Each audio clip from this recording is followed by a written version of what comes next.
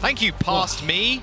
That was a good one. I like that interview, Scott. I think that was pretty good. I really shined there. I think Backbone and Spark did pretty well as well. Also, yeah, Scott's Zoltron today. Yeah, he's on the screen. I am stuck in the screen today, but I'm also going to say, just for Jack, you say I'm an unbiased person. I need to remain unbiased, and then you wear a London Spitfire hoodie in the interview. Obviously paid off by the London Spitfire. You know, honestly, not allowed. I could have worn a Valiant one. You should have sent me your old Valiant jersey, bro. I'd have worn it. I'd have worn it. Really? Yeah. I'm sending you a jersey. One day you're going to wear a custom Valiant jersey. Sure. It might be a broadcast. little bit big. Oh, I don't know, actually. All right, let's look what the chat was thinking. 84 to 16%. Not bad. Yeah, I mean, Zoe and Danny had a 3-0. And then Jake had a 3-1. Like, it's kind of expected, especially with how the meta seemingly is shaping up and what we discussed on the desk as well. Of course, you were listening to the whole of that.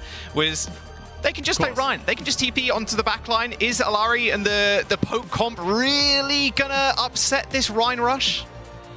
And that's really the question we have heading into this meta of, is this rush style, playing the Lucio with the Reinhardt, maybe the Orisa, can you outpace the Alari Baptiste, that high damage composition? So the big question is, are London Spitfire going to stick with what's been working for them, put Hardy on that Reinhardt, just run the teams down, utilizing the Symmetra from Sparker? And if they are going to do that, are the Valiant prepared for it?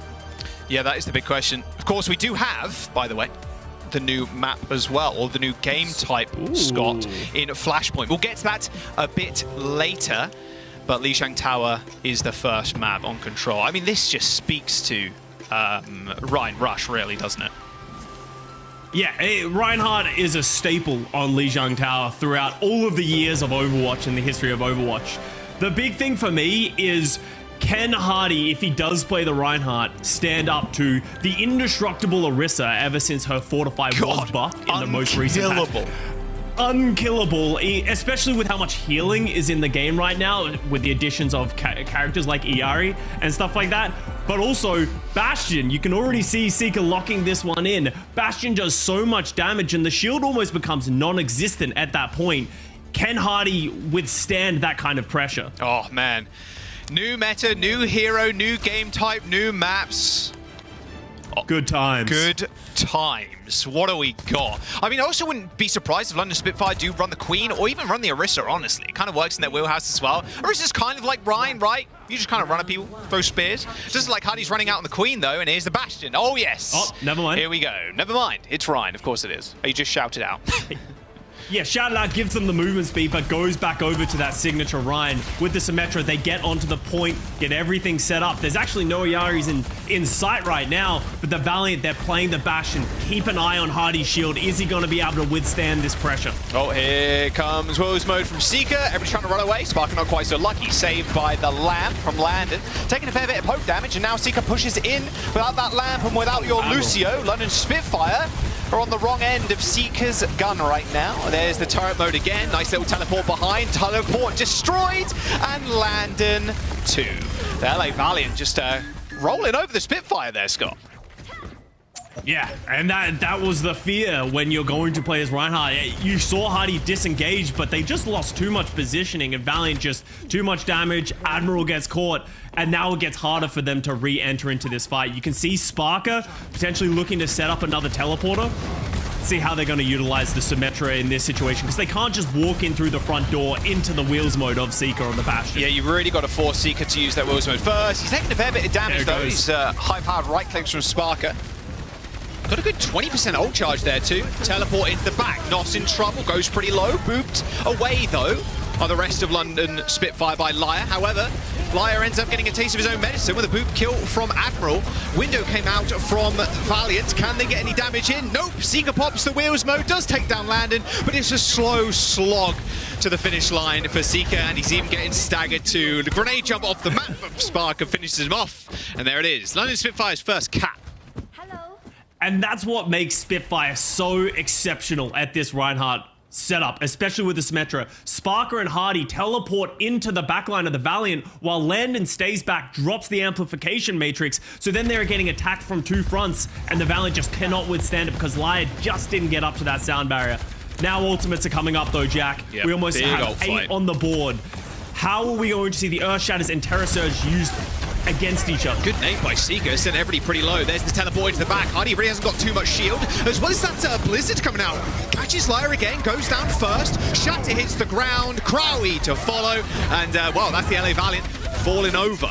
Easy little boop kill there for Admiral. Already had beat, so it wasn't any extra ult charge, but nice, quick and clean fight. Seeker used the ultimate mid-fight there, Scott, so no mortar strike available for the next one, but not the best ult in the world. That's oh, close range artillery was questionable. Now you're going to see London Spitfire just changing the tempo. It's catching Seeker off guard. That's going to waste even more time. They're going to go again.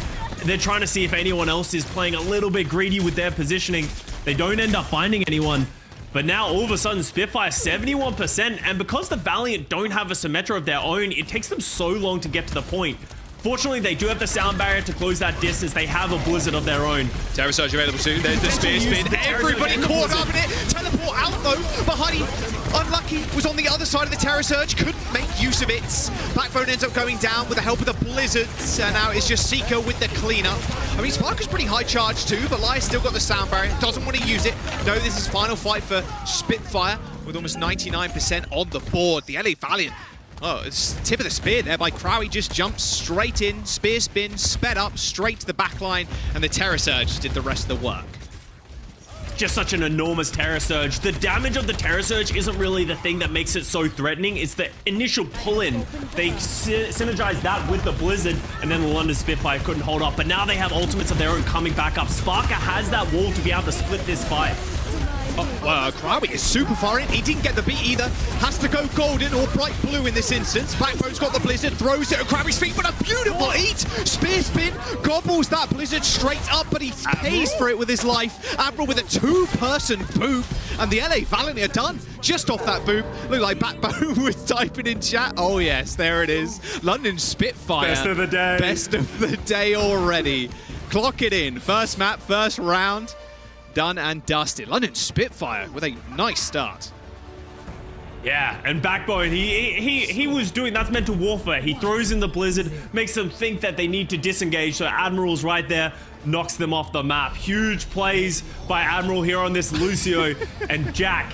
The questions have been answered. London Spitfire, they're sticking with the Reinhardt. Oh, of course. Oh, of course. Here's the two-person boop. Oh, CJ, whose parting gift there was the lamp. He threw that out, and then he was gone. Unlucky. And you can see the differences in these two different styles of how they're trying to play. London Spitfire really trying to up the tempo, while the Valiant, they're trying to take these long, drawn-out fights that enable Seeker on this Bastion to get value. Where was Mael? Seeker even throwing a bit of BM in there. I didn't see it. Yeah, it was just a bait, bro. It was just a bait, man. We just wanted to kill Crowy. Now both teams stepping up, and you can see Valiant want nothing to do with walking into those Symmetra turrets. So the London Spitfire are actually going to try and take over the Valiant's positioning, but they see this one coming. Wills mode available for Seeker.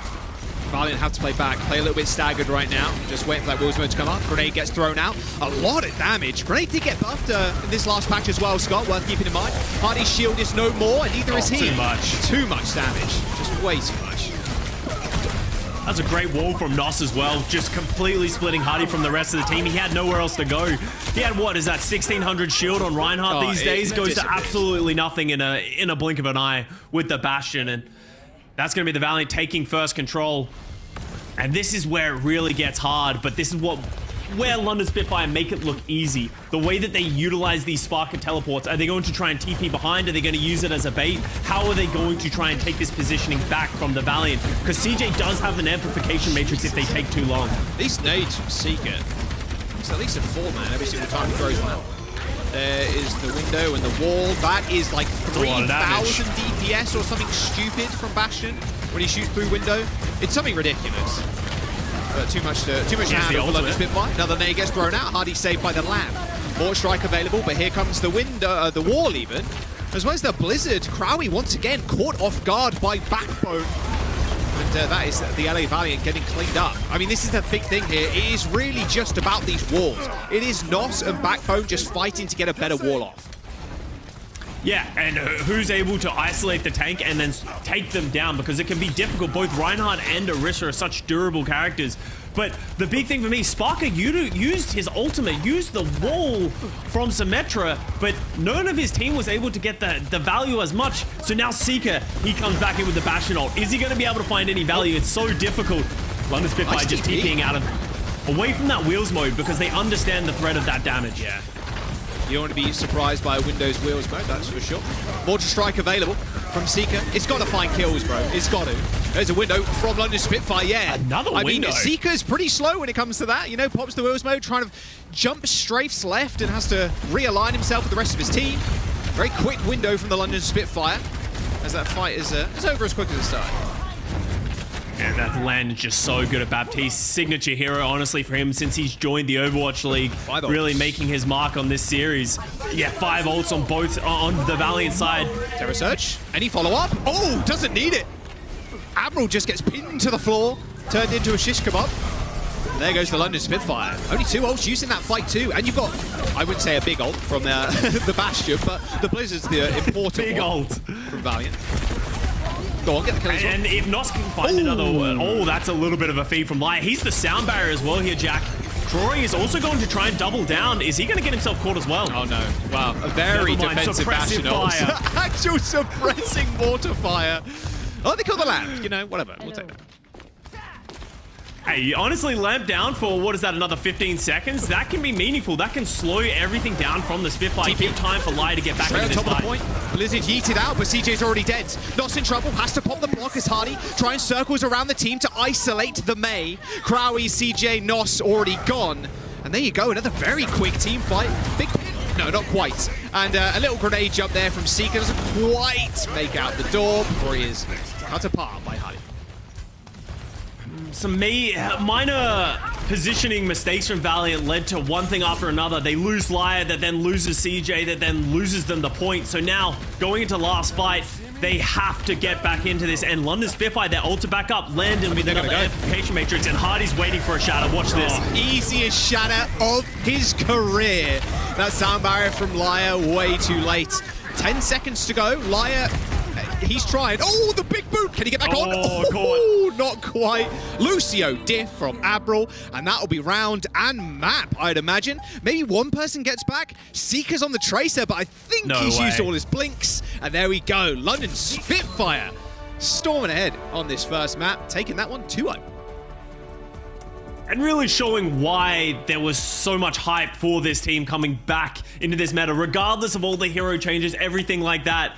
London Spitfire just say, if it ain't broke, don't fix it. And on a map like Lijiang Tower, the LA Valiant just weren't able to hold up to the scrutiny of the Reinhardt of Chatty. I mean, the rush is good on that map, right? I mean, that's the big takeaway here. As we move on to things like Numbani, they're not going to be as good. I want to see Seeker honestly pop off of Soj. Sojourn's still pretty good. Are they going to continue to stick with this Bastion? We are literally seeing the meta, obviously outside of scrims in this instance, evolve, which is very exciting. Maybe we will see similarity, Scott.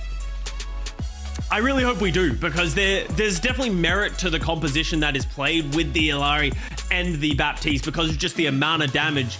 The only concern that I would have if you were the LA Valiant thinking of playing that style is that the London Spitfire, if they play with so much tempo, you might not get the time and the breathing room to shoot on those heroes. Well, Numbani's up next, and then we got Flashpoint, Suravasa. I cannot wait.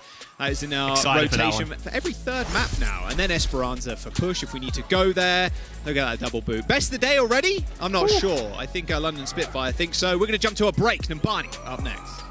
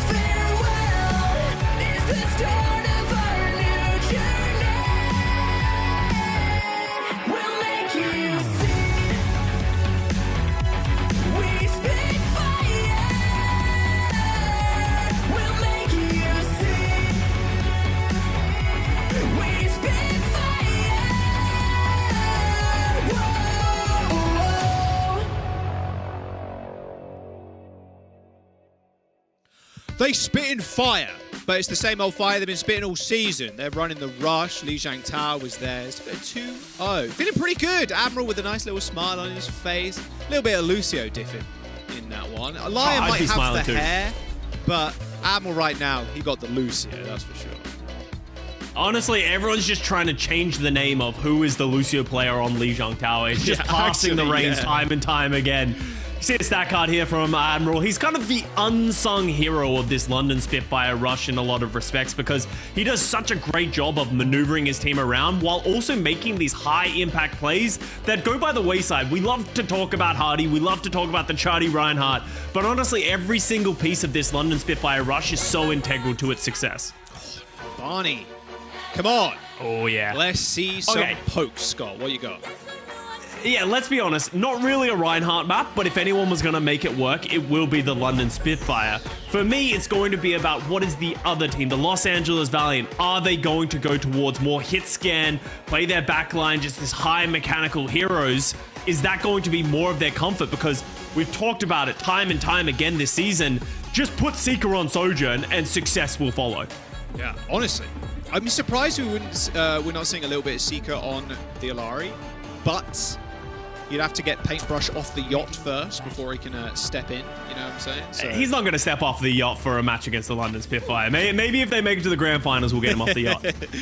Honestly, I'm here for it. I'm here for it. All right, so let's have a look at what London are running then. So yeah, no Sim, no Mei. Although, like you said, they did end up running the Sim Mei on Numbani before the break, and it did work because they just TP past the choke and they just wrap around on high ground, push everybody off, and then just kind of dominate them right on the point. But they're running a very different style on the defense, of course. But Soldier, another hero that has been buffed and then changed a little bit here and there, and now Hanzo as well. London Spitfire's comp on this point, I mean, what, you just put Hardy there to just contest, and then Backbone and Spark could just mow people down? It's going to be tough for Valiant to really come up with anything big here, but here we go! It is Lyre on Alari, Scott, our first showing in the Overwatch League. Yeah, and well, at least in the west side. That's true. Yes. We've talked about this so much. We've seen it in contenders. Just the sheer amount of damage that is going to come out of this Valiant squad. Both supports can just pump out tons of damage. You pair that with a Hanzo and a Mei. Oh, never mind. Good starts to Western Overwatch. Here we go, baby. NA is looking great. It's like yeah. And that obviously interesting idea. They were trying to wide swing, promote sort of multiple different positions of pressure against this London Spitfire. The thing they're going to have to... Oh, he switched. The thing they're going to have to be careful of from the London Spitfire is that inevitable rush. Hardy is going to be doing exactly what he's doing now. He's checking corners, he's seeing where the Valiant are coming from, and they're just waiting for the go call. And if Valiant don't step up in any meaningful way, they're going to keep falling to the Backbone Hanzo. Well, he's getting pushed away by that spear spin. There's the Fortify. Hardy pretty slow and cold right now. Has to jump off the map, however, or not off the map, off the high ground at least. And Backbone ends up going down. And this is what this Valiant comp does very well as well, Scott. It runs into you. Orisa is so unkillable right now in this patch. Spark are under an immense amount of pressure. Backbone's actually going to come back on the Genji. Seeker is just hunting people down right now, just unimpeded by the rest of the London Spitfire comp, who just loves to run at you. And it just feels like they're kiting out Hardy. Everywhere Hardy tries to go, he's either going... Oh, good shadow, though. Is he going to be able to pick up 2 kills? No. Luckily, Seeker comes to the rescue. Backbone is on the Genji, and in fact, Nos is pretty low. A couple of resets, maybe. Lyre takes him out. And now Abra will depart. LA Valiant going to at least claim 2 ticks. Any touches from Spitfire? No. No touches. No chance. And that was close. I actually really like that idea of a late shatter from Hardy. If he was able to get both of those and live just a little bit longer, that could have turned the tide of the fight. Just not enough, though, because the Valiant are just such a resistant team. They have the Orisa, they have the Mei. It's so difficult to find these picks, and if Seeker's finding the openings like he did in that last fight, it's going to be difficult for the Spitfire to sort of hold on and live through this just sheer amount of damage coming out of the Valiant. Dragon Strike for Seeker. Valiant coming up in a whole bunch of ults. And Hardy used that shadow in the last fight too, so they can't use it on this straight away at all. There's fire strikes there. Trying to build up to another shadow, but it's not going to happen in amongst this fight at least. There's the dragon split off the team. Crowie looking, hunting for Hardy. Takes a fair bit of damage, but it's all good. Fortify exists. Extra armor, extra health, extra everything for Crowie. Even the Terror Surge coming up too. London Spitfire playing so scared right now, but CJ is actually the first to fall. Terror Surge still available from Crowie. Yeah. He's going to almost push Hardy off the edge. He's just walking at him. He doesn't care. There goes Backbone 2. Nice little spear toss. No ultimate's really necessary. Only use double DPS, and they're going to get their butts moving. There's the Terror Surge, grabs Landon, and now he's slowed up, and no more overhealth and no more heals from Admirals on the other side of this fight. London Spitfire having to go for a regroup, but these staggers could really hurt.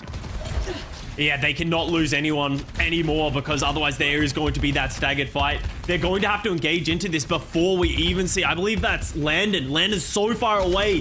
They're going to want to contest, but I don't think without that healing they're going to be able to do it. Close. They didn't get there. They didn't touch, and they even put the visor. Oh, that's rough. That is real rough. I mean, I guess they get the forward spawn here, or their forward push even. I mean, maybe you can punish a couple of people. Crowie's already used all of his abilities to try and get away, and now he's just staring at a wall. He's just staring at that wall, hoping it will melt. Unfortunately, the Ice Age did not come. And unfortunately, that will be you going back to spawn. But the London Spitfire right now, Scott, they can do what they've always done very well, which is stand in front of the spawn doors. Oh, not anymore. Okay.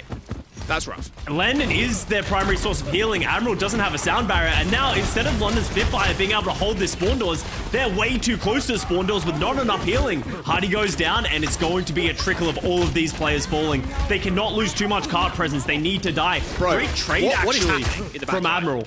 I don't know. This is chaos. It's just actual solo queue Soldier Lucio duo in the back line getting sped around. I mean, maybe they can get back to the point, Scott, but them actually getting any say in this fight at all is going to be next to nothing. They can run away infinitely, but look at this. I mean, Valiant just going to run them down. Them. This is so stupid. They're chasing two of the fastest characters in the game of Soldier and Lucio. There's no way they're ever going to catch up. So if you're the Valiant, you need to pick a side. Obviously, you can't chase the Lucio Soldier. Just commit onto the front line of the London Spitfire. Yeah, the map sap ain't working right now, I'm telling you. It's leading you down a wrong alley. All right, Valiant. All right, there it is. There's the kill. Finally, someone is dead. Admiral falls. However, that sound barrier coming out just in time for the Valiants. That shatter from Hardy, again, just doesn't really get all too much. He backs himself into a small room, but pushed even further inward as that spear spin stops him from charging away. And the LA Valiant just making sure London Spitfire are paying for every single inch they try and defend. I mean, this is going bad or worse right now for London. They're going Winston. Oh no, Hardy's going Orisa. Okay. Orisa makes more sense. Obviously, you want that character that's just going to be able to stand on the point, and Orisa lives for a very long time. Backbone goes over to the Genji as well. How are they going to get in this fight? CJ drops the amplification matrix. There's going to be so much damage. It's all right. There's a visor from behind, Scott. It's all good. Lamp destroyed. A fair bit of damage from Sparker, but he's so low. And Seeker just clips his toes. Crowie with a beautiful Terror Surge. Kills two. He's going to follow up for more. Almost an ace from Crowie. And the payload is going to plop itself on the third Literally point. 5 people dead. London Spitfire, literally 5 people dead. That is the definition of not a C9. Yeah. This is getting out of hand. 1 minute and 56 seconds on Numpani. I mean, there was nothing, like, Hardy couldn't do much in this round. Let's be real. Like, there was a shatter on first point. He did hit 2. He ends up cleaning up Crowie, which is great. But then the rest of the time, he's like trying to push up, but the Orisa is just too, quite literally, fortified. Like, you cannot push past the Orisa, and you can't take that duel if you're the Rhine either, because she just spear spins you away, she can even javelin toss you away, and then she just stands there and hits shift. So I wonder if Spitfire are going to change something up on their offense, because the LA Valiant right now, at least in that last round, running rings around. And that's the issue of playing the Reinhardt without a Symmetra by its side, because you don't have that extra little bit of mobility that gets you into the fight. With Sparker moving over to that Soldier and just trying to sort of do the loop-de-loop on the Los Angeles Valiant, he was able to get damage, but nothing meaningful. So therefore, the London Spitfire were just able to, the Valiant were able to withstand and just able to close this one out. What a great boop.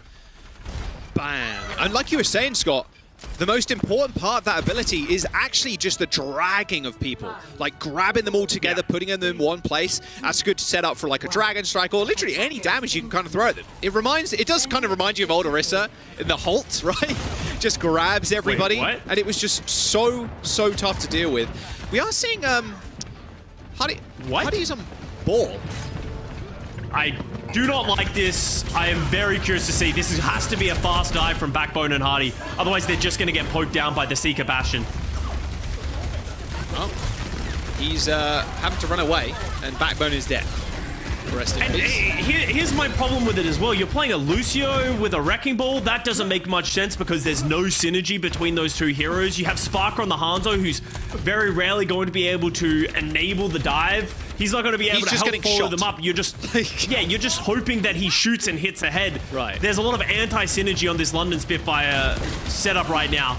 Maybe if they can get an effective dive with Hardy and Backbone, it'll all fall into place, but that's a big if. I mean, the problem is, too, Bastion in this last patch, Scott, does end up going down. Oh, wow. I guess I'll speak about that in a minute. As, it doesn't matter. Admiral said, not today. We are winning this first point, regardless of this comp. Uh-oh. Well, Nos, you're dead, I'm afraid. Unless you can get away somehow. There's the speed, there's the amp, and Krawi might be able to at least get one kill, but Admiral a little bit too slippery. Admiral with a fair few kills in that fight. Okay, all right. That's 3. Okay, and Seeker's going to switch over to the Sombra. You thought it was over. Everyone thought the Sombra apocalypse was over. It's not over. We're getting a little bit of Sombra at least when someone plays Wrecking Ball. Yeah, I mean, I like the idea of the Bastion too, right? Because you just pop the shift, you pop Wheels mode as soon as Hardy comes in, because it does heal you a little bit now as well, which is quite nice. Oh, Hardy, this is why seeing the swap, goes to Orisa. I don't like the Seeker Sombra swap for that reason. Is Hardy just switches over to Orisa, and now he's back to being golden, and Seeker's on a hero that Sombra got some pretty heavy-handed nerfs. The extra ult charge on the EMP is so meaningful, and now Sparker getting an early pick on Nos as well. This is going from bad to worse for the Valiant. I wonder if Seeker switches, just goes back to spawn. I mean, you know this fight's done. There's not really much to say about it, to be honest, unless Krawi lands a miracle pick, but unlikely to happen now as he's got no abilities. I mean, or does Seeker kind of stay on this? Because Orisa is a pretty big hitbox, Scott. So you get a lot of free ult charge from the Orisa, so you get a lot of EMPs technically, right? I wonder if it's going to be a 1 EMP then done. This is just some cope right now, Jack. Right, yeah, you're going to see Seeker switch over to the Hanzo. Sombra's just not going to be effective in a meta like this with Orisas, with all this speed and healing. Everything happens too fast for Sombra to find that value. London Spitfire, they have the Blade, they have the Dragon, and Yari's back on the field. Yes, all right.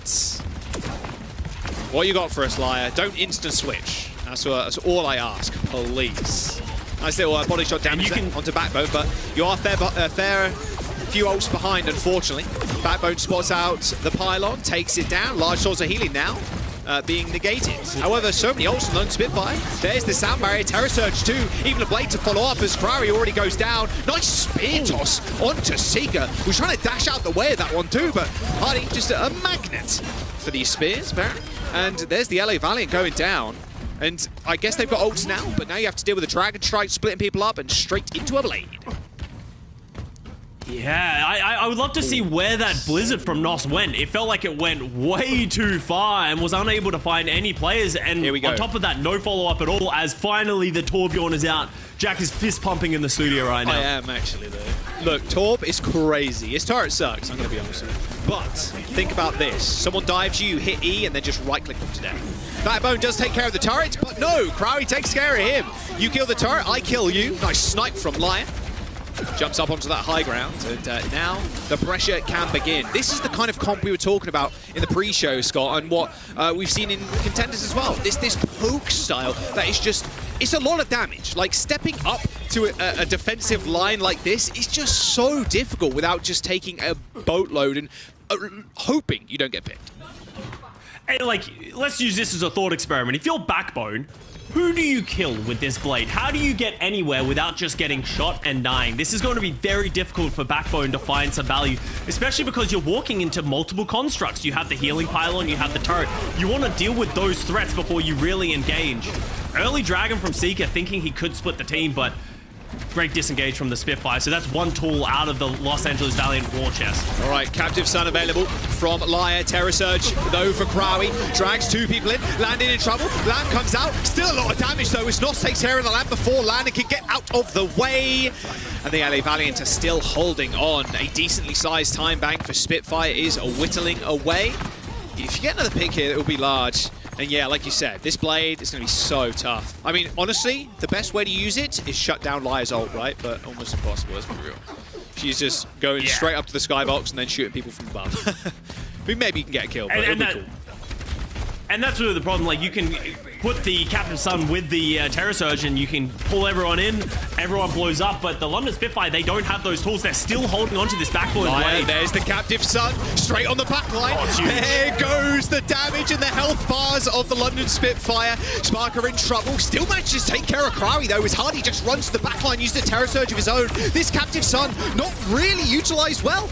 Outburst to get away. Lyre still healing his teammate in the sidelines. There's still a fair bit of damage thrown out. It's all about buying time right now for the LA Valiant as London Spitfire realize they've lost too many people to make it worth it. And the regroup is here. I mean, I guess London have made a little bit of room for themselves, a little bit of extra space, but they still have to get through 3 ultimates for the Valiant to make it worth it.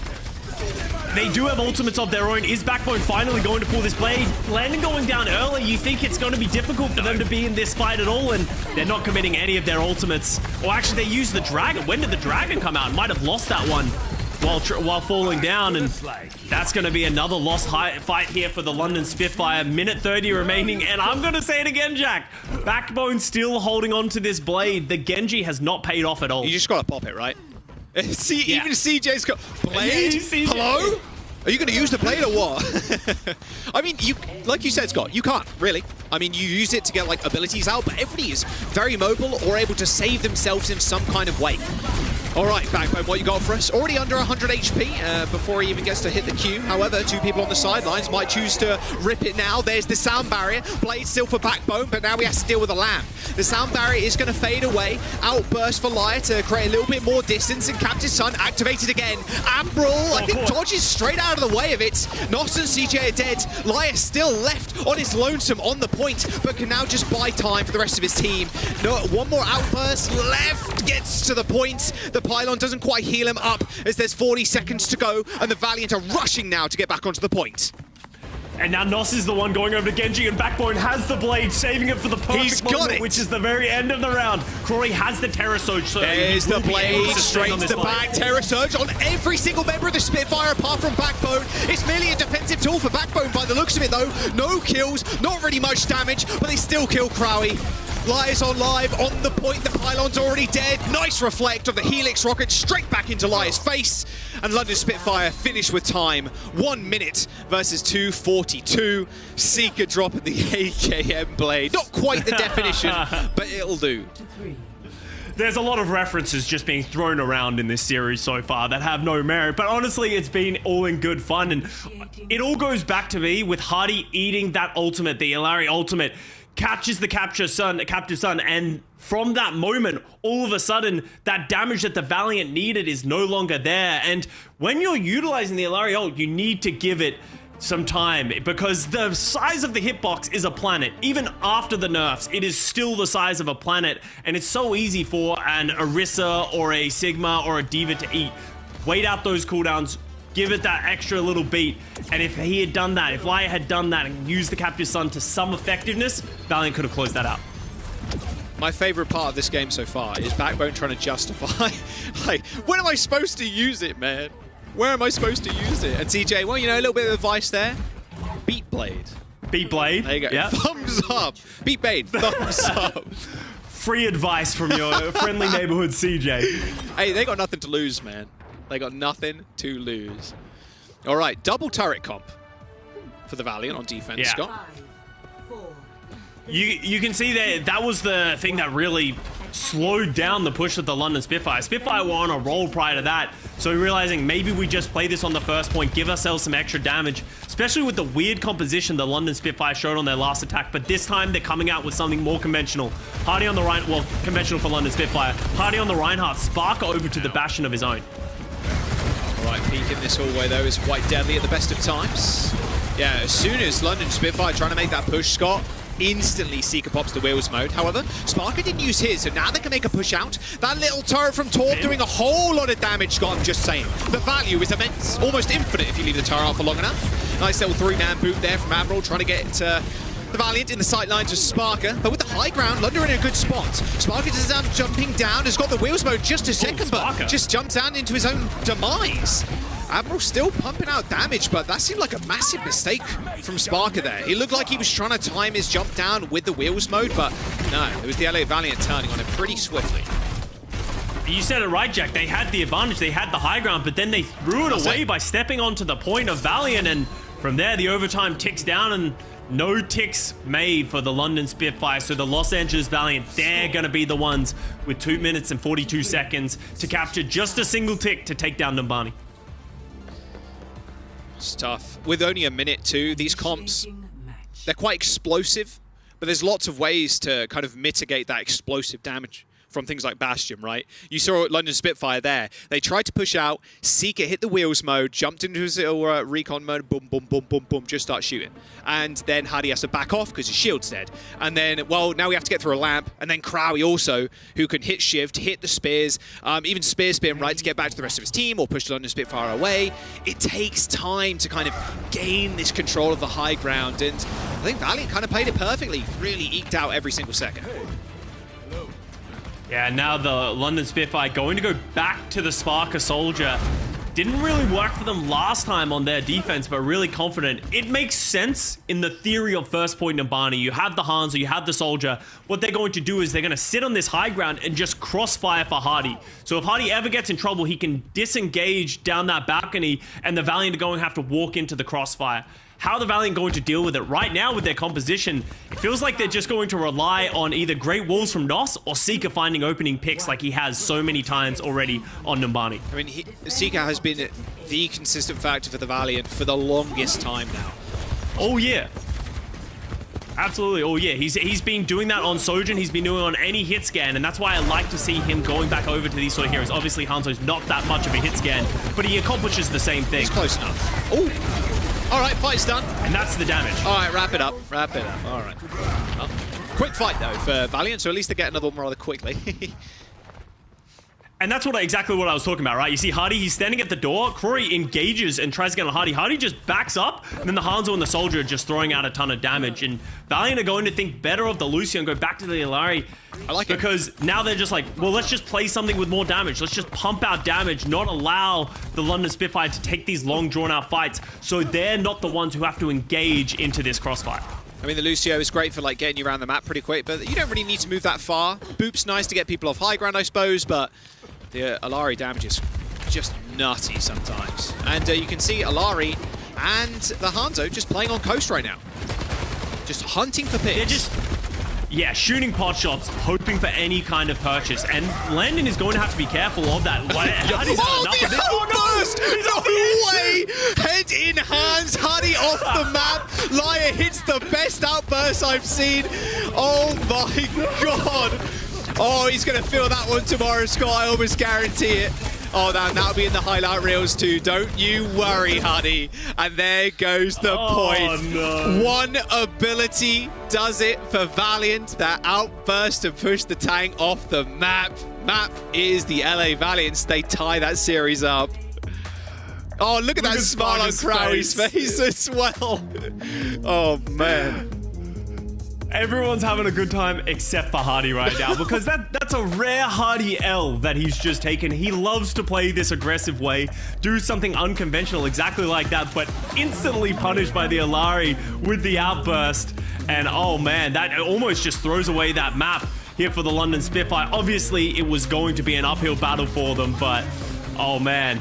I think Hardy saying FFS in chat really highlights it all. Yeah, head in hands, FFS in chat. Like, that's rough. And, right, the hero's been out for a little while. It's only just come out in ranked, Scott, and the teams have been scrimming with it for a little while. But look, that was beautiful. But you're still not like, she's not been in the game that long, basically, is what I'm saying. So you're still kind of like, okay, how big is the outburst range? How much does it kind of push you back? Especially with Ryan, who's a tank and has that like CC reduction as well. Like, how much would it push Hardy back? Apparently quite a lot, especially when you're in charge, right? Absolutely. A lot further than Hardy was expecting for sure, but now we move over to Suravasa. Oh. Let's see what compositions are going to be played on these new maps. First flashpoint in NA. I am excited to get it underway. Let's go to a quick break. Don't go anywhere. You're not going to want to miss this one. All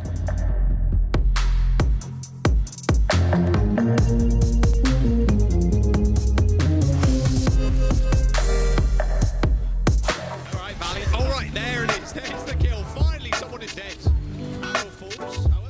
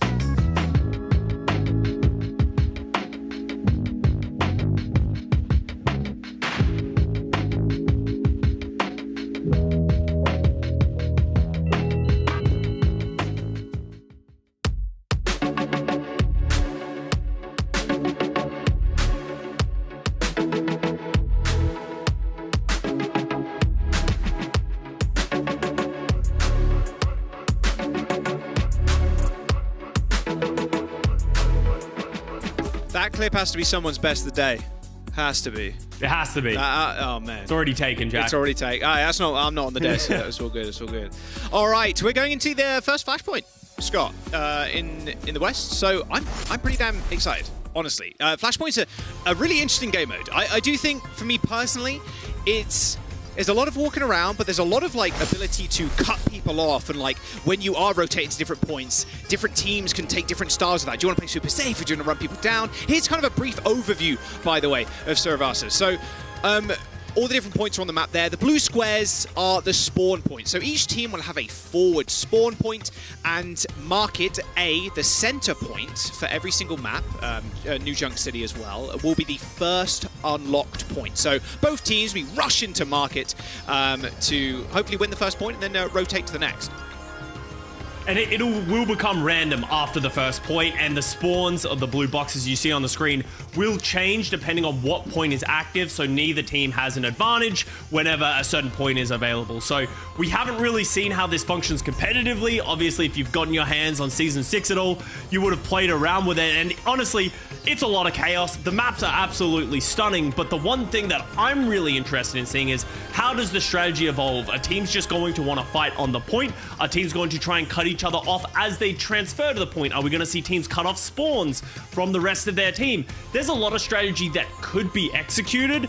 At what point have the teams sort of enabled that and brought that into their wheelhouse of the strategy on these types of maps? I thank God we're casting this game, by the way, Scott, because I was like, I really want to cast London on this game mode because it really does scream to me rush. And it's you could in a sense say it's like a bigger version of Control. There's no rounds, you're just running to loads of different control points. Yeah. And in general, Rush is pretty good on Control. So I want to see how London are really going to, optimize their Rush style running into Flashpoint. I mean, what Backbone and, well, not Backbone at least, but what London Spitfire are running right now, or just peaking with, that seems to me the comp of choice for them at least. And I want to see if Valiant can do anything different. Well, there is an argument to be made of, yes, speed is important on such a big map, but at the end of the day, you're going to be fighting on the point where speed becomes a less of a valuable resource. So that's why the Valiant, I'm actually not surprised at all to see them just sticking with this high damage shooter comp, which is just going to be able to stand there, sit on their own, and then take down the London Spitfire. So Spitfire, they have to play fast on these team fights, while the Valiant, they're more than happy to sit within the Alari healing pylon and just wait this fight out as they wait for somebody to find a pick. Jay was saying, and I was echoing him too on the desk, that pylon placement is so important, and look at its placement right now. That is almost infinite healing. You can just hang around there if you're Nos, well, if you're everybody, right? And just get so much healing, and you can be topped up by the healing beam, and then there's the little regenerative station as well from Sparker, or from the soldiers. It's so tough to deal with a team that's just pumping out damage that has this much healing stock. And you can see Backbone has finally spotted it, and they need to get this one down. That triggers a 12-second cooldown on that healing pylon, so healing's going to be low. That needs to be the time for London Spitfire to go. Oh, with Seeker already dead, a whole bunch of damage has been lost. Even that turret fell too, rest in peace. There you go, there's the first fight over. London Spitfire do end up capping. And in Flashpoint 2, if you haven't played it in-game yet, you can see the percentage does tick up rather quickly. Nice little stagger too. So you don't get as many fights like you do on Control, but of course, it is a little BO5 kind of thing when you do enter Flashpoint. So you do have to win multiple points in order to actually take them out. And here's what I was talking about heading into this map. How are teams going to fight this? London Spitfire, they recognize their advantage. They want to go early, but Backbone punish going a little bit too far. And now London Spitfire have to disengage back to the point. Yeah, that is real rough. You don't want to push too far out, but then also you want to punish people for maybe stepping up and taking a lot of space. Flank for Seeker. It's been spotted out, though. And Liar. And Sparker just hammering it down for damage. There's both windows on the point, just the Orissa's kind of waving at each other at this point.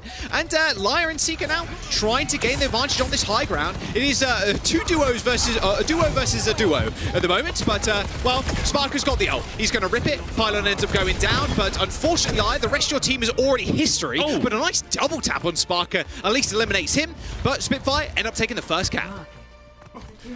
And Market is the one going over to the London Spitfire. They're showing the value of this speed, and Backbone making this Genji look good. When you're playing the Valiant squad of the Soldier and the Alari, they're trying to take these off angles. They don't want to just be shooting the Orisa. Spitfire recognize that. Sparker does a great job, pops the visor, runs them down, and punishes them for that greedy positioning as we now head over to Gardens. Yep, Garden or Gardens. Yeah, that is the next point. This is a bit of an interesting one. Captive Sun mixed with the Terror Surge. It does hit a few people, but that sound barrier is at least going to help Spitfire survive for at least a moment. But Landon, unfortunately, explodes, detonated with the force of 1,000 suns. And the Valiants are going to just rush onto that point. Without Landon, you've got no chance. And that's the big thing about Spitfire's comp, Scott. If Landon does die, that's it. You cannot really rush into them because of how much healing Valiant do have. But if Valiant lose CJ or Liar, they're okay to still fight. Yeah. They can sustain both of these characters. They do a lot of healing, but they can also do a lot of damage, so they can interchange whatever is necessary right now. Hardy now with the Terror Surge. He's trying to jump to the back line, grabs 2 people in. Can they survive? Lamp comes out, but Seeker has already ripped the visor and killed Admiral. Hardy just ran to the back line with little fear, but the rest of his team were just cowering before Seeker's visor, and that will be the Valiant winning another team fight. And with 60% on the board, Scott, it's going to be rough for Spitfire to come back into this one. And if you're the London Spitfire, those are the fights you need to win, because the Valiant composition with a Baptiste and an Illari, they actually don't have any defensive ultimates to be able to sustain through those big fights. So now it all has to go back on the backbone, or maybe Sparkle with another visor to get this, because it's 89% and counting, Jack. Oh, there's both windows. Unlock it. Blades come out. There's... Well, Seeker's turret takes down Hardy of all things. Backbone's blade does find 2, though, as Lyre heals up Crowie in the front line. They've still got an extra turret, as well as the Captive Sun. It does land. Oh, it hits Landon, but it doesn't matter. Landon was just dishing out damage onto Lyre as he was airborne. And the flip comes through for the Spitfire, 99%, as we unfortunately jump into a brief pause. Yeah, I like the idea from Lyre, realizing if he can get that Captive Sun down, he can hit some of the, even one of the targets and execute them, they'll probably be able to close out that fight. But one of the big problems with Illari's ultimate in general is you're so exposed as you're hovering through the air. You're just this like little flying, hovering target, which has a pretty big hitbox, all things considered, when you have characters like Soldier and Orisa in the lineup. So just not able to close that one out as things are going to flip back towards the London Spitfire.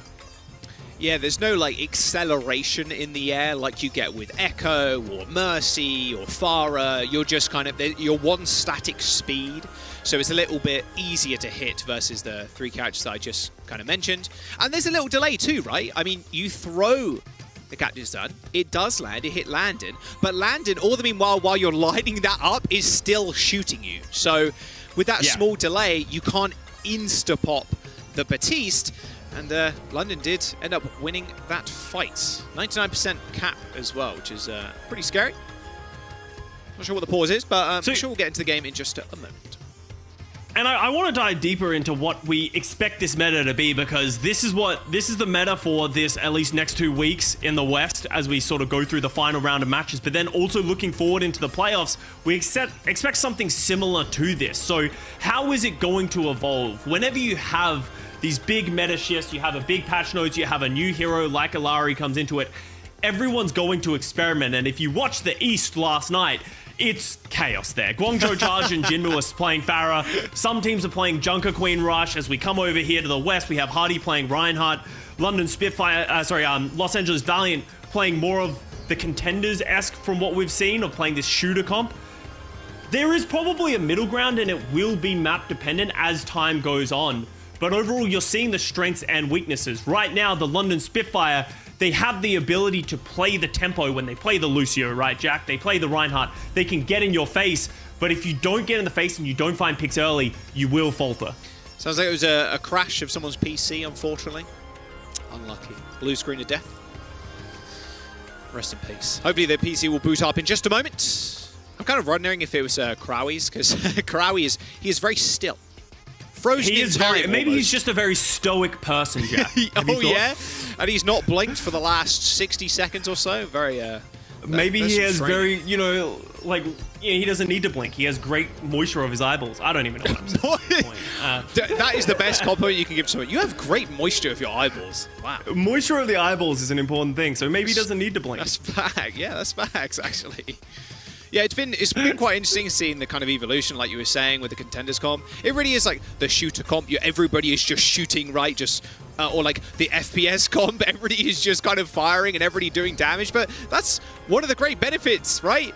You do a lot of healing as BAP, like a ton of healing, but you don't need to like switch around like you do with Ana, with the healing or doing damage. You just kind of right click and then you left click, right click, left click, or right click, left. You know, you're just doing damage. And with Illari, it's kind of the same thing. If you need to use the right-click beam heal, sure, but your pylon's going to do most of the healing for you, so you're just sitting there clicking heads. And one thing I wanted to mention in the previous map, Scott, if the Illari does land a headshot on somebody, that's an instant kill by Hanzo too.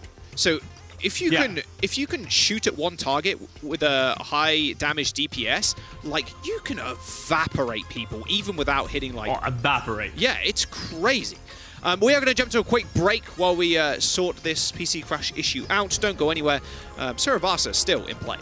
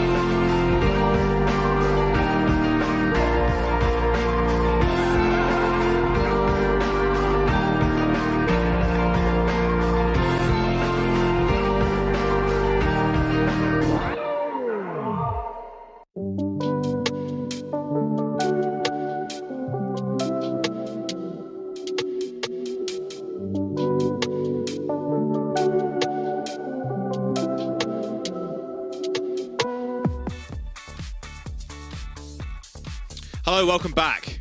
Yes, we're back. Don't worry. It was a Liar's PC that has crashed. So yeah, Crowy still hasn't blink, man. He still hasn't blinked. So we'll check in him after this after this game. Hopefully he would have blinked by then. Yeah, like you were saying, Scott. Maybe he's just got crazy moisturized eyes. I'm not sure. Hey, honestly, that'd be an impressive skill to have. But Valiant. After losing that one, they don't have any ultimates remaining, so they're going to take a little bit of time. And once again, London Spitfire, they're taking an offensive position. They're not just waiting on the point, waiting for the Valiant to sort of come into them. So they're going to route back around, trying to find any picks they can. Keep an eye on Sparker to flank with this visor. As soon as the Valiant step up, he's moving around the right side. Yes, indeed. I'll shoot that lamp before he does anything, though. Long range damage from that visor. A couple of patches ago, that was very heavily buffed, let's just say. With CJ dead, do Valiant just want to quickly reset? Yeah, they got to really go again fast, but do they have time? I don't know if they do, especially with these staggers coming out as well. I mean, there's no chance they come back at this point. 80+%, and Nos is getting staggered. He has got Molten Core, so them giving him extra damage is easy for the London Spitfire. You just don't need to worry about it. They end up capping the second one, and that will be Spitfire on match point, or round point, I should say, as the next point unlocks. And it looks like London Spitfire are going to be able to get there first. And that's how quick the points capture up. The London Spitfire only won one team fight, held it, and then won another team fight. And the point was this. Hardy's doing a flank terror surge. You can see it on the minimap right now. Do they know? They don't know. The lamp's going to have to come out and maybe a little bit more. There goes the pylon. The lamp is dead. And so with the rest of the Valiant, a flank terror surge from Hardy. Who better than London to find cheeky ways at rotating through Flashpoint? And there's the team kill, Scott. And that should be a free cap for London now. And that's so smart. They're not just playing, you know, going to the point, playing it like it's control and just meeting in the middle. They're forcing the Valiant to be aware of all of their surroundings, not feel like they can take any positioning for free as they capture once again, and also once again stepping out of the point. Backbone holding on to another blade. Will we see it in this map, or is he saving it for Overwatch 3 again? We'll have to wait and see. Probably until CJ calls him out, I'm going to be honest with you. Backbone does end up dashing away. CJ says use blade. Yeah, okay, I hit Q. I go now. All right. Oh, Admiral being rather cheeky. You got to be careful. Yeah, I think there's a whole squad of the Valiant right now, just on the sidelines. An outburst by Liar, but he's actually just cut to pieces. A nice slash and then a Helix Rocket finishes Liar off before he can get the ultimate out. The captive Sun now in Eclipse as the LA Valiant are trying to just rush onto the point. With only one healer, it's going to be rather tough, but London still need to finish this fight quickly. Dwindling health bars as Nos takes care of a Sparker on the sidelines. Somehow London, they take care of one support from the Valiant, but it's actually the Valiant they're going to come out on top. Just a fumble, a misplay there from the London Spitfire. Well, London Spitfire, they traded 1 for 2, which is great, but they lost land and the primary source of their healing. That's why they all in, but they just didn't have enough sustainability to be able to take down the Valiant. So now Valiant are the ones in control. But if they ever lose a team fight again, they will lose this round and they will lose this map. 83% for London. You aren't half wrong, Scott. Visor available, Terror Surge 2, best ultimate combo in the game. Everybody's already grouped up. You might as well hit that Visor, right? You saw him flank last time with this Visor as well. Went long range. Nos already down as well. 10% towards that blade too, and CJ's dead too. The London Spitfire, are they just going to win this right here? The LA Valiant, they've only got 3 members left. Make that 2. As Seeker and Liar trying to touch that point. There's the spear spin. Liar in trouble. No pylon, no help, no heals. As the London Spitfire, all nice and healthy. They got the point cap. Maybe Nos can get back in time. It's actually a wrecking ball switch from Crowy, but it's going to be a mountain of work before they can do anything. A javelin toss onto Crowy to stop him touching the point, but Nos gets back there just in time to cause OT. Maybe someone else can get back in. Yes, Crowy is there, but he's dead before he hits the floor. A Terror Surge, a victory spin for Hardy as the London Spitfire are going to take off. Seeker and CJ dead, and London are going to take Flashpoint. And just looking so much more confident on Flashpoint. They just seem obviously done a lot of work, talked about it as a team. How are we going to play this map? How are we going to play it differently and play to our own advantages?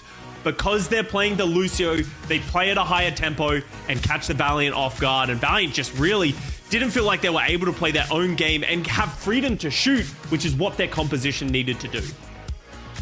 Yeah, I mean, I thought London would be good at this game type, and they're proving it right here and right now. I mean, I loved Liar's Alari, I really did. But this was really the only ultimate that was beneficial to them for actually winning a fight. That last Captive Sun that Liar used, well, he got 1 blade slash through him, then a Helix Rockets finishes him off. I mean, this Genji did a fair bit of work too for a Backbone. The LA Valiant, so close to at least capping a couple of points there. You saw the 99% for them on that second, but this is what I think is important here for the London Spitfire. Just taking that early fight, and Valiant just caught completely off guard, Scott. Yeah, the Valiant just sort of caught with their pants around their ankles more times than once, and I'm starting to become a Genji believer for this London Spitfire squad. Esperanza's up next. So map 5 maybe on the horizons. Yeah, Escort is actually the map 5 now. No longer do we have double control. We're going to Esperanza for our push map after this.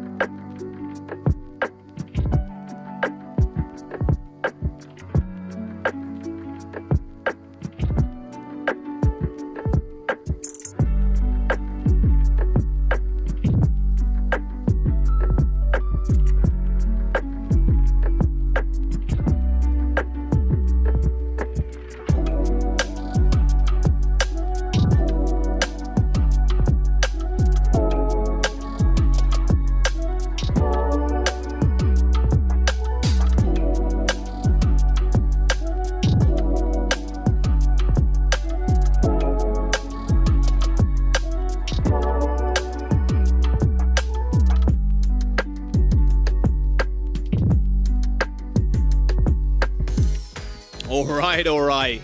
First flashpoint here in NA, Scott. And it went to the London Spitfire. Now, it was a 3-0 at the very end of that. LA Valiant, you know, pretty damn competitive when it comes down to it. There was a lot of like 99s to 99s on some of those points. But one of the big things I noticed was not only Hardy just dominating on the Orisa, but his ability to isolate people at the very end of fights too, and just stagger them. It was very important to a couple of those point wins. And it's not really something Hardy's really known for, is the Orisa, but it also plays like Reinhardt as well. You just run, you gun, and you just shoot people and throw spears. Like, you're in the front line permanently, and that's what Hardy loves to do. And I think there's going to be a lot of players who aren't known for Orisa who are going to have to play it just because of how durable of a hero it is right now. And the Terra Surge, even though, you know, the slam of it isn't always the most effective, the ability to pull everyone in just is such a big tool, and Hardy's playing it masterfully. If he can add that to his wheelhouse, enable them to play the Orisa rush instead of always just playing that Reinhardt rush, it'll be a big thing. And if he's putting numbers up just like this, then it could be big for the London Spitfire, and this is a dangerous team moving into the playoffs. That is a lot of Terra kill surge per 10. That is. 7.2 Terra surge kills per 10. Like, that is a lot of value every single ult. A lot of high damage, nice final blows, nice energy javelin kills as well. Looking great, Hardy, and the rest of the London Spitfire. I mean, it's basically just substituting the Rhine for the Orisa on a lot of these maps. But we are moving to Esperanza, and you just go back to Rhine, right? Yeah, yes and no, right? Like, the Reinhardt obviously has some major strengths. We saw that on Lijiang Tower, but some major weaknesses. We saw it on Numbani, right? So if you're the London Spitfire, you need to make the idea. Do you want to play Sparker on this sort of soldier, or do you want to play him on the Symmetra? Do you want to spread out the LA Valiant, or do you want to just run them down? If you want to just run them down, the Reinhardt is the pick. But I don't think that's the best idea on Esperanza. It can be very difficult to get onto high grounds, to maneuver against the opposition team. So I think almost sticking to that Orisa, such a meta hero, and putting Sparker back on that soldier, which he can play on those off angles, could be a better look. Well, we might go to a map number 5, which will be Route 66, but Esperanza is up first. Yeah, I mean, the soldier being able to flank, and we saw a little bit of it on Numbani as well, where two people are on the flank. It's the Lucio and the soldier just kind of taxiing each other around, right? Just making sure they don't end up dying, which could be quite important on a map like Esperanza with a lot of like crucial high ground looking over that first checkpoint. So we'll see what both teams want to run. And I do. Okay, there's Krawi is blinking, so I just want to keep everybody updated. Okay, Krawi, good. Nice. He has managed to blink, so all good. Eyes fully really moisturized now. Yeah, all good. Yeah, you know, it's important to look out for players. Remember, when you're gaming, sit up straight, drink some water, make sure to blink, all the important things of playing video games, especially for these pros, while CJ is just enjoying the vibes. Honestly, I feel it. Okay. Looks like, well, we are just getting into the game in just a moment. Just waiting for one of the players to boot up and get into the game, and then we should be all good to go. CJ, yeah, like I said, just kind of vibing away. I love it. I really hope as we move further into this meta, into the playoffs, we keep seeing this level of diversity depending on the maps, and teams can have their own identity, right? We were actually just talking about in the break, we got Houston Outlaws coming up next. They got two great flex supports. If they're going to want to play that Baptiste Lari, that's going to be the time to do it. Well, then you have other teams like London who are going to want to play this Lucio. I've even heard some rumors of some Winston still finding play in scrims as well. So there's a lot of different options depending on the maps and depending on how they play with the amount of verticality, long sidelines, all those types of things. Yeah, I've heard some crazy stuff coming out of scrims. Like, we're in for a good few weeks, I would say, Scott, when it comes to the meta. I'm just going to put that out there. Esperanza is the map. Here we go. And, hey, maybe even Lifeweaver? Thoughts on that? Well, I've been recently a massive advocate for Lifeweaver. He is, ever since his buff, if you don't know what his buff was, recently his tree now gives 100 overhealth on top of the healing that it already did. So it makes it that much bigger, sort of healing tool, defensive ultimate, plus the sheer amount of healing that he can do with his blossoms, makes Lifeweaver an interesting pick that throws a lot of wrenches in other teams' plans. So I wouldn't be surprised to see some Lifeweaver at some point as well, but not as meta as some of these other things we've already seen. Thank you for giving us a meow. Backbone. Any meows in chat? Okay. Chill out, buddy. Chill out. Yeah, Seeker with my exact reaction. Bruh. Don't be weird and kill his first fight. Please don't be weird. Oh my god. We're getting a little silly here. Everybody's a little bit silly. Oh yeah, it's always going to be getting a little bit silly. The thing to keep an eye on, is Sparker going to stay on this Symmetra, or is it just going to be to TP them out? Because if he goes back to the Soldier, it's going to be very similar to what we just saw in Esperanza. There it is. They're going to play the same way, where Sparker creates this off angles, Hardy's trying to be that frontliner, and Backbone's looking for the executions to get the dash resets. But now they're going up against something very different from the LA Valiant. They're playing a Lucio of their own, but now they have high damage output with the Seeker Bastion. Yeah, double turret comp with the Trob too. God, I love seeing Torb. Kind of annoying for flankers as well, mind you, if you put that turret all the way at the back. Speaking of flankers, Backbone and Sparker have already made themselves known in the back line. Looks like Sparker's having to back all the way up. Yeah, the thing is, you really do have to just sit at a distance and hope you can land some missiles. You've got a little healing station, sure, but you've got to be wary. Hardy could get run over at any second, and Sparker right now is not in the fight. Finally doing a bit of extra damage to Seeker, but Seeker's not getting killed. CJ wasn't even looking at Seeker, just let him die. So one kill already going the way of the London Spitfires. The bot was moving in favor of the Valiants, and now that deflect pointed straight at CJ and Nos. And there you go, first fight over and done with, and the Valiant, they're switching up. Seeker off the Bastion, he's going Soldier. And you can see the idea the Spitfire are going for. Sparker is literally just in the opposition's backline. As soon as anyone looks at him, he just runs away. So the Valiant don't have any ways to deal with the Soldier from Sparker, and that's going to prompt switches from the Valiant. Seeker goes over to a Soldier of his own, and now Nos on the Genji. This will allow them to deal with the flanks, but we're almost in mirror comps at this point, Jack, except for Admiral on the Lucio and Lyra on the Alari. So London Spitfire, once again, will be faster, but Valiant will have more damage. That Terror Surge straight on top of that window. Oh my word, Crowley did not escape that damage, and neither will CJ. Yeah, have fun in that corner. And that bot is still moving, by the way. He's living. Crowley, oh, Hardy. Someone heal Hardy? Okay, Hardy, not quite so much. Shooter comp for sure, Scott. I mean, a lot of damage, and Hardy could not quite escape, and there was no heals. And that's the other big thing as well with the Valiant comp and the Valiant backline, I should say. They have a lot more healing compared to Admiral Landon. And Hardy was just unable to keep himself up. Ran out of the spears and ran out of Fortify. So now the bot in control of the Valiant. And that's the thing you need to be careful when you're an Orisa or just anyone playing against the Alari. He walked into the den which had the healing pylon, so therefore he just couldn't do anywhere near enough significant damage to find any picks. Ultimate's starting to come out. Lyra drops the captive son, doesn't find any picks with it specifically, but Landon is down. Yeah, Landon's down. And Admiral's beat is out as well, Scott, mind you. So that's a big win for the Valiant. The bot, however, is being moved. Yes, Seeker making sure it doesn't move that far. And you can see they're just so aware of Sparker. Seeker's just looking around, making sure he knows where the opposition soldier is, as now the Valiant are going to be the ones who can take this high ground, setting up this pressure. But double DPS ults for both teams. Ooh, Seeker. How are they both going to find values? No defensive ultimates for either side as well. That is a big blade from the heavens, though. Straight on top of the pylon, and there is Backbone. I'm not sure Seeker knew where he was coming from. Straight over the rooftops for Backbone. He found one kill, and honestly, that's more than enough. It stops weird flanks coming out from Seeker, and also stops that visor being anywhere near as valuable. And now Crowley, I don't think he's got a hope of getting out here. Didn't quite reach that pylon in time, and now it's just Lyra using that outburst to get onto the point, just to feed. Well, feed, I say feed, just a reset, I should say. Very close to that checkpoint, though, a London Spitfire, Scott, and now the high ground is in control of them. Great blade from Backbone. Just takes down CJ, recognizes that's the primary threat. If you can take away that damage and healing from the Valiant, the rest of the dominoes will fall. And Valiant just getting caught a little bit flat-footed once again. Now they're the ones with the blade, they have the visor. But how do you assail this positioning from the London Spitfire?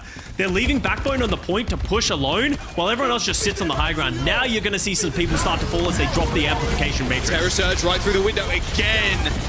Hardy, I mean, that's all he really needs to do, Scott. Just spin the spear through the window. They can't do damage to him because it just mitigates everything, and then he just hits ult. These windows, they are aggressive. They are being put forward to take care of London Spitfire's front line. But Hardy just saves CDs, and he just destroys the rest of Valiant, who are trying to utilize their extra damage boost. Yeah, they're trying to get that extra damage, but Spitfire just playing way faster than them to ever be able to get more value. Valiant need to be proactive with these ultimates. They need to be able to walk into their own advantages. You can see them trying to take this top left. Oh, Sparker in the back. There's the visor first from Sparker. Yeah, and Nos is already dead. He got isolated away from the rest of his team. As Hardy was just pushing Seeker away. Captive Sun comes out, but he does nothing. The London Spitfire are just going to march on forward. I mean, they still got ult, Scott. You've got that blade and the beat coming up. That bot is over 100 meters at this point. Yeah, and Nos pops the blade, unable to find any value in Light. I'm pretty sure he clipped the corner of that wall with the Captive Sun. I think we saw it in the corner of our screen. So no value at all. And now it's only Seeker with the visor. The remaining, and we are getting very close to a full cap here, Jack. You can hold on forever as well if you're Hardy, right? Pretty hard to stay down. There's the visor from Seeker. Still a little bit of damage. And forces Spitfire all the way back, but not so much anymore. Sound barrier popped, and London Spitfire might not even need to use the blade. Every single second right now for the London Spitfire is important just to try and whittle away that time bank. One slash onto Lyre, he finds the second, and with Lyre and CJ already dead, it's only the healing pylon to save the rest of the LA Valiant from getting just ripped to pieces. Nos does come up with a big kill on Admiral, but will it be enough? With 4 minutes to go and 118 meters and counting, the London Spitfire looking at a full cap on Esperanza. They just look so confident. This is very similar to the Reinhardt rush that they like to play. They're just playing to their strengths masterfully right now. Valiant, they're stepping up. They're getting some more ultimates back on the board, but Spitfire are just matching them pound for pound, and they're just getting more value from these ultimates. A lot of healing, though, from that pylon now. You can see it's completely out of sight of the London Spitfire. But they don't need to do anything, right, Scott? There is the Terror Surge. He does go very deep. He is so low, isolated too. Captive Sun, but no, the Terror Surge got the reflect! Rye got it reflected straight back into his face. Backbone and Spark can clean up the rest. Hardy with a brief wave, but that'll be it. Surely the London Spitfire a couple of meters away from capping the point. Here comes Crowing on the Doomfist, trying to get back in time, but no, gets speared out of his block. 3 meters to go as Nos dashes onto the point. Lyre over to the Kiriko to teleport back in time. CJ with no chance at touching, and the London Spitfire will full cap on Esperanza and take the series 3-1.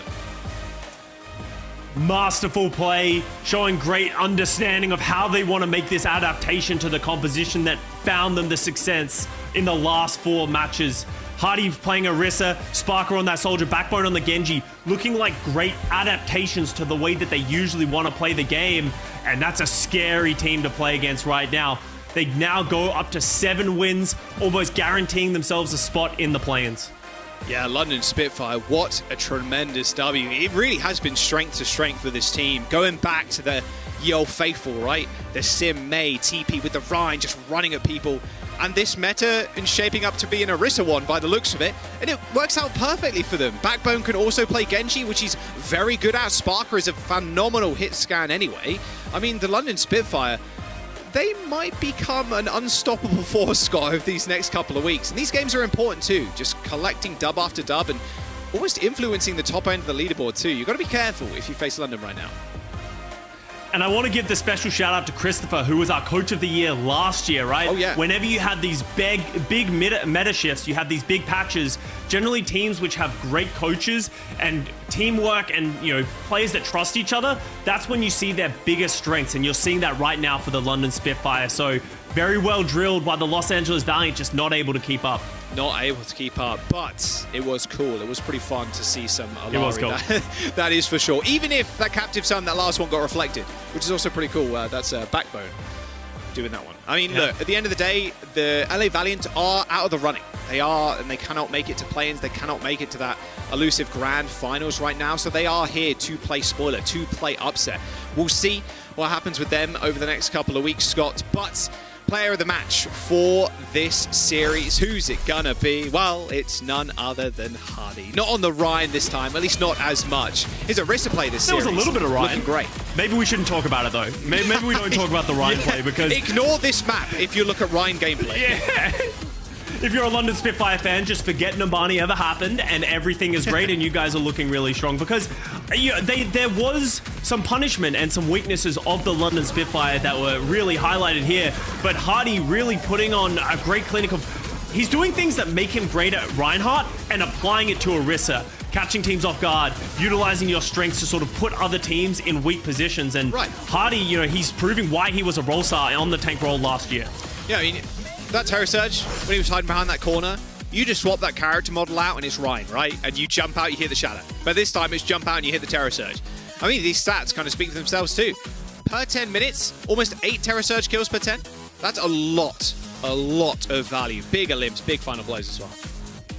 Not that, damage as well. 9.3k damage. A lot of that is usually going into the opposition tank, but that's meaningful damage. That's damage that needs to be healed up on the other side. So if he's able to keep hitting those shots, and also big javelins, that's so important for this Orisa play. Yeah, and isolating people too. And with people playing BAP, you have to be extra careful at placing your lamp, because you can get spit out a lamp. If your lamp is just anywhere near just an open area, one spear is going to throw you out of it, and you best believe people are going to be focusing you down. I mean, the Batiste job in this meta, Scott, is pretty hard. It's pretty damn hard. You are all the time fighting for your life and fighting so you don't randomly throw lamp by accident, then the Terror Surge just hits your whole team and you explode.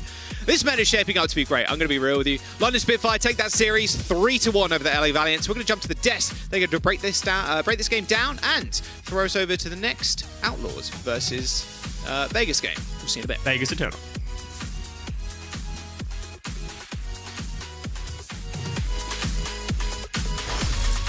Thank you guys so much. We're here on our desk to break down all the action between the London Spitfire and the LA Valiant. First match on that new patch. We get to see the first look on both of those teams. So let's discuss how they both fared and what went down. Composition-wise, any big surprises for either of you out there, or just exactly what you expected? I mean, the willingness of London to get off the Rhine when it was, you know, feeling some of the limit, feeling some of the struggles on that hero. They swapped it off and they looked just as solid as ever. I think keeping with the Lucio variant was really smart, where that still plays to a lot of their greatest strengths as a team, and they're still able to leverage it effectively. Honestly, the rush style of the Orisa comp looked better, right? They won this series. They beat the poke version. And so honestly, for a lot of teams, I think you have to start questioning, is that faster pace style, is it going to be better than using the Yari? Yeah, I think for me too, like going in, and like I said, I think when we were doing our prediction, it was like, hey, London, just stick with the Ryan. But honestly, you know, their Ryan composition is good, but also that new Orisa comp, they were really clean with it. And I think another interesting thing was Backbone being on that Genji. I don't think we talked a lot about Genji being in this new meta composition, but Backbone made it really work well. And I think there's a lot of new and exciting, I think, parts and components to this meta and also in this composition as well. So I think it was very exciting to see from both parts. Yeah, I feel like that Lucio really plays well with the Genji in the sense of you're not trying to poke people down and take them out with like well-placed headshots. You're trying to overwhelm the enemy team, rush over the back of the Orisa and get into the backline, take out supports and DPS for free essentially with Lucio and Genji speeding in. There were moments where it felt hard. On Numbani, it didn't look nearly as good. It looked really difficult to close that gap. So I think it is going to still be dependent map by map, team by team. You know, I think from now on, I don't think I'm gonna say London played Ryan Rush anymore. I think after watching this match, I'm like, hey, I believe in this this new London Orisa comp, and you know, it's looking pretty good.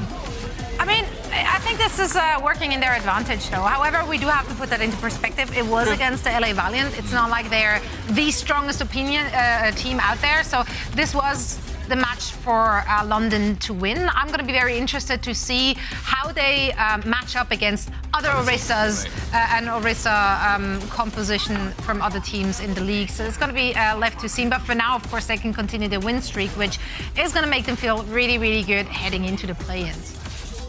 Yeah, I think they're feeling confident, wanting to secure that spot. Even with Gladiators fighting back, London's not going to make it easy.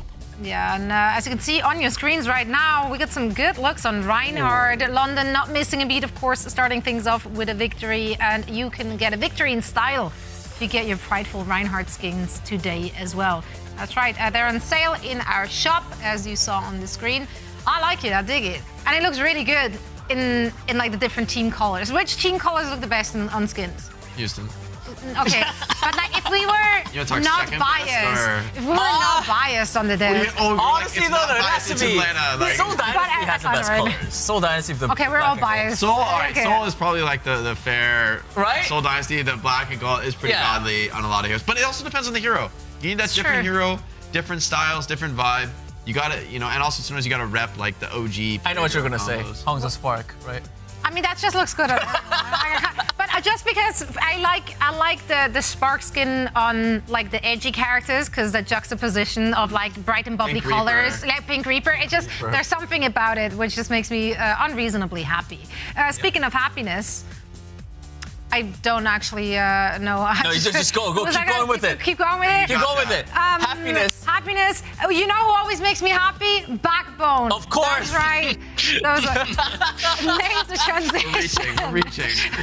It's a little reach, but we are happy to have you with us for a post-game interview. Backbone, thank you so much for taking the time. First things first, I just want to ask you how your quote-unquote break was. It was 2 weeks of practice on a new patch, new map, new hero. What was the focus for the London Spitfire? We kind of just focus on if we can make Rhine work, and you can. It's pretty good this patch. So it's been that, and then we got to a point where it's like we can start branching out and play some of the Orisa that every other team is playing too. So we've got our own style on that as well at this point.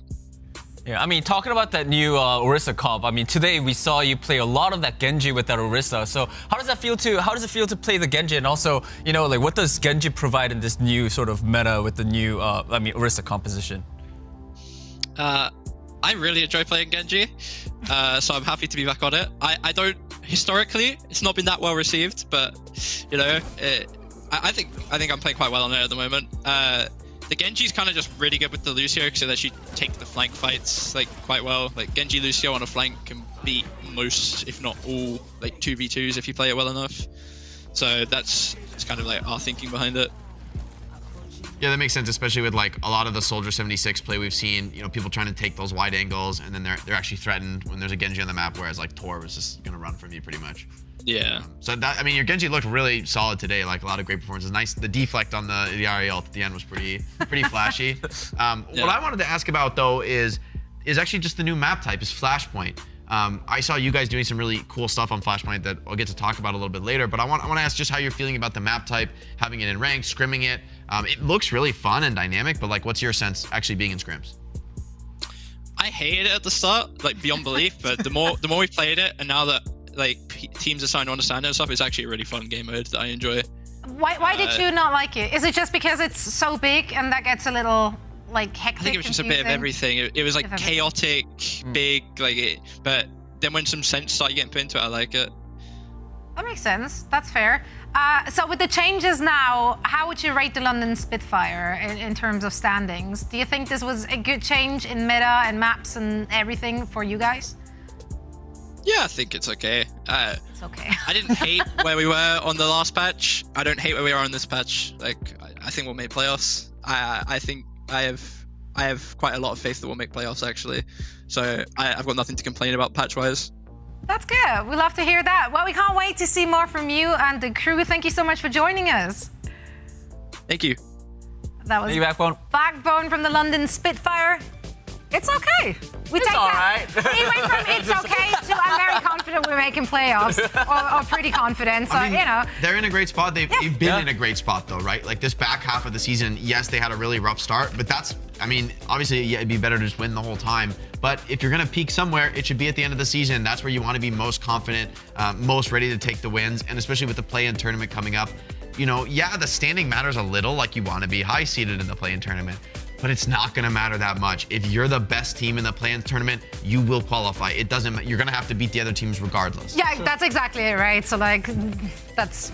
If you want to be the best, you got to be the best to actually get there. Now, you did just mention in the interview that there was a particular play on Flashpoint, rather, from the London Spitfire, which caught your attention. So if you want to break that down. Also, right now, I'm actually looking at Costa's screen, and I see his Is that why you were just laughing all the time? Because it's happening right there. Like, can we get the cat Talk about Overwatch, but priorities, people. I cannot. Yeah, thank you. Hey! Completely threw me off. I just see like a cat walking by in the back. I was like, this is great. But yeah, so there is a particular play you wanted to break down for us. So I want to talk about staggering. You know, this is something we've seen a lot in Overwatch. It's actually relevant in a lot of maps, a lot of situations. But London made such great use of this mechanic on Flashpoint, delaying tons and tons of their kills. Once they'd already won the team fight, they get like +1, +2 players, feeling very confident that they've won. That last player alive is almost always getting delayed. London doesn't finish the kill right away, and that just means, you know, you're just missing an entire fight basically every single point here for the Los Angeles Valiant. So this is a really punishing tactic, really, really effective when it's implemented so well like London were doing, right? Like this Torb, there's no way he's killing an Orisa who's getting healed from the whole team. And so you don't need to kill him right away. You keep him alive, and then the other team, they can't come back to the fight until they have 5 players. You effectively are denying them like one whole recontest. And I think we're gonna see teams start to push the limits of like how greedy can you be staggering people on Flashpoint, because I think it's going to give you a huge return in terms of winning more points, winning more games. I think it's so valuable. It can backfire for sure if not done right. So we'll see. Some risk there involved for sure. And we get to see a lot of that moving forward with more Flashpoint action. For now, we're going to head into a very quick break. And afterwards, we're going to be talking about the Houston Outlaws and the Vegas Eternal. So close. Coming up next. They're close by. Close by. It's a short drive. Yeah.